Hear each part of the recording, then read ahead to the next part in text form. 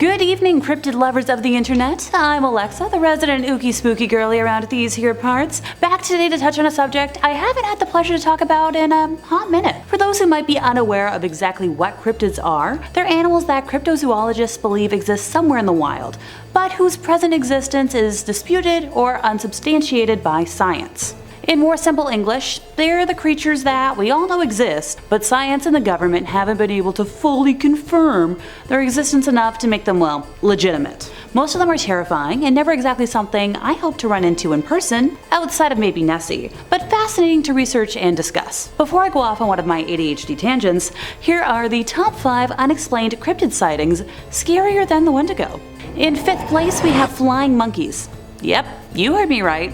While The Wizard of Oz might be one of my all-time favorite films, heck, I've even cosplayed Dorothy alongside my childhood Toto plush, it took me a while to wrap my head around this sighting. Darla of Jacksonville, Florida, experienced this event in May of 2017 that left her completely bewildered. She was driving on a neighborhood street and a strange animal was on the roadway. She could see its head and it looked kind of like a monkey, but it was smaller, similar in size to a prairie dog or a gopher. She found herself repeating, "What on earth is that?" to her friend that was in the car with her as she drove around it, seeing as it wasn't moving and was possibly dazed by the headlights on her vehicle. I'm hoping she didn't have her high beams on because they fry out my eyes, so I don't want to imagine what it would do to a little critter.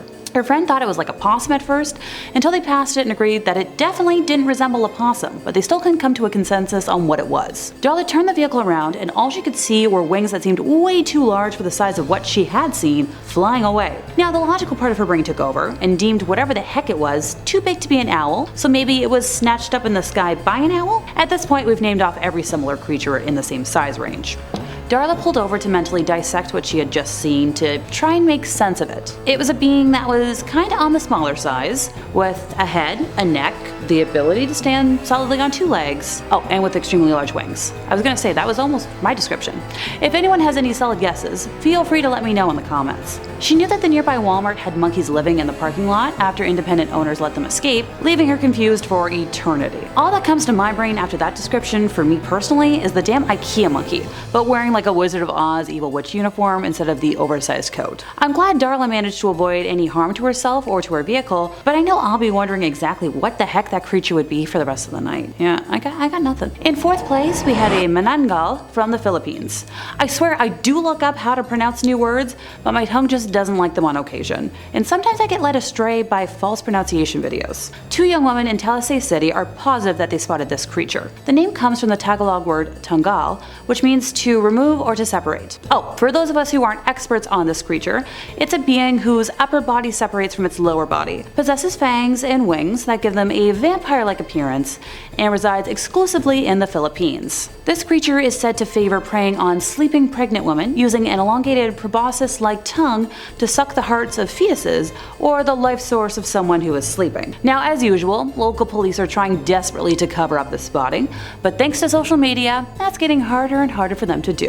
And we all know I hate a cover-up. Our 2 witnesses went to a neighbor's house to get a Wi-Fi connection, and afterwards, while they were returning to their own home, they spotted the Manananggal on top of a roof of a neighbor's house. Now, the neighbor in question sadly didn't bear witness to the majestic creature, just both women shouting and crying. Police also interviewed another neighbor, whose house is close to this first neighbor's home, and he claimed to see the same thing. You know, the girls were shouting and crying, but nothing in the sky. Seeing as we have photographic evidence though, I'll let you lovely folks out there in the interwebs form your own opinions down in the comments. In 3rd place, we have a winged humanoid. I swear the entire list isn't going to be winged beings, I promise. Come on, don't you folks trust me by now? Look at this face. I don't think I've ever led y'all wrong. Chicago-based private investigator Manuel Navarrete was hanging out with his friends in a bakery parking lot on February 5th of this year, just chatting and vibing, as one does, when the group noticed something standing on top of the flea market across the parking lot. It looked like a pitch-black, 7-foot-tall man with wings that were wider than a car and red eyes that were as bright as taillights. The creature was observing Manuel and his buddies closely, making chirping noises that the group could hear clearly from the distance they were at, which was a around 50 yards away even without the height difference. Now the group continued their staring contest with the being for almost 10 minutes before it flew straight into the air and over the group of dudes, watching them the entire time. The men fought the temptation to run, not wanting to lead the creature anywhere or trigger like a prey response.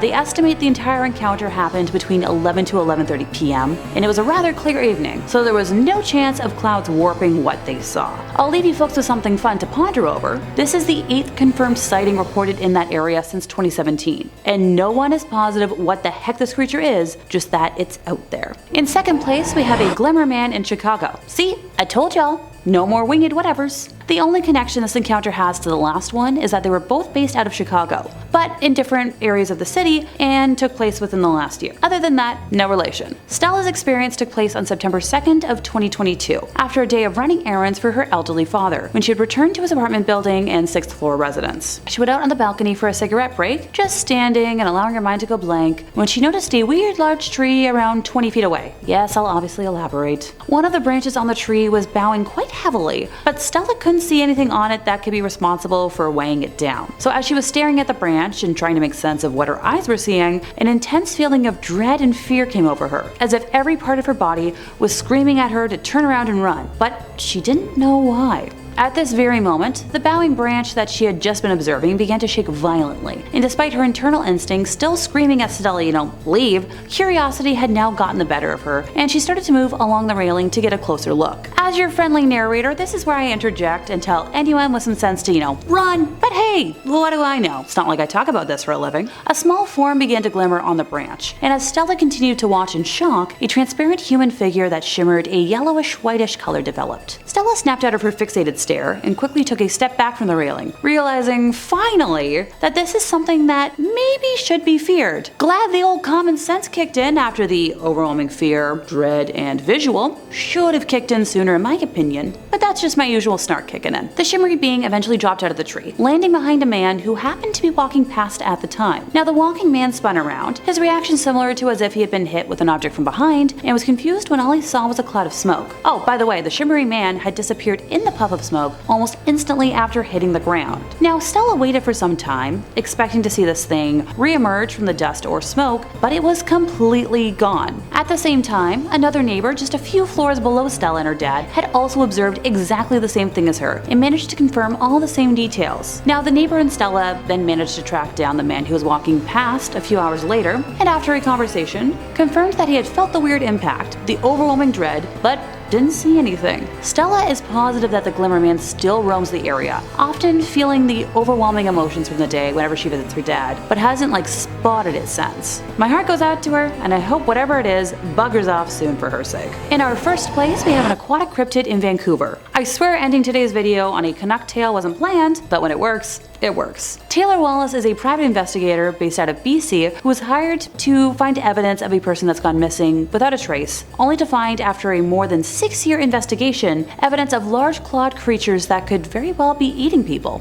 The photos he has provided as proof show a large claw print in the sand that was found among others next to a headless seal that he discovered in 2016. So a large claw print cut into solid stone that was found in 2022, a cave made by something with large claws that has a red fluid-soaked entrance with a red claw print on the cave wall above it, and 3 separate scat samples from a large animal, believed to be one of these creatures, one of which contains very much what looks like a human fingernail. The area these were found in was a couple hundred feet around a lake from the public beach, and there were dozens and dozens of large claw marks coming out of the water and onto shore in various places that didn't belong to any kind of water creature that he could identify. Heck, after staring at them for quite a while myself, and with the knowledge I have of, beings at this point, the only thing in my brain that they look like are velociraptor claws. And I know that's not right. Not unless these photos came from Isla Nublar without telling anyone. Now, Taylor has been returning regularly to the beach in question and has gathered multitudes of more evidence each time. He sadly found another decapitated seal and copious amounts of evidence of a large aquatic creature that's coming out of the ocean on a daily basis to feed on seals, ducks, and snow geese. Not only are there large digs and claw prints in the hard ground everywhere, made by a creature with, big claws, but the remains of dead animals are all over the park. Coyotes are the largest predators in the area, and he's never seen one in that park. But the claw prints are way too big to be coyotes or even just like a large dog. These digs are much bigger than even bears or cougars, and you don't even see those in the area. Okay, not not gonna visit Vancouver anytime soon, I'll stick to the natural predators here in Toronto. Oh, and crappier evidence, in that nearby park, he's collected those 3 separate scat samples that I mentioned earlier, and he's hoping that that human fingernail that he found in one of them is from the missing human that he's been looking for years, so we can stop visiting this area and seeing all this weird stuff. Now, interestingly enough, where he's found evidence of these creatures, it matches up with the locations of people who have gone missing without a trace. Alrighty folks, check up on your BC friends and warn them to not go swimming alone anytime soon, or walk in any parks. Yikes. And now that I'm scouring the skies for winged terrors, that brings me to the end of our list today. Honestly, just when I think I have a good grasp on cryptid knowledge, it's days like today where I feel like I don't know anything, and my childhood fear of the unknown in the dark comes back out to play. Be sure to let me know in the comments if you folks out there have any terrifying cryptid sightings I should know about, and as always, don't forget to like, subscribe, and hit the bell for more from us here at Top 5 Scary Videos.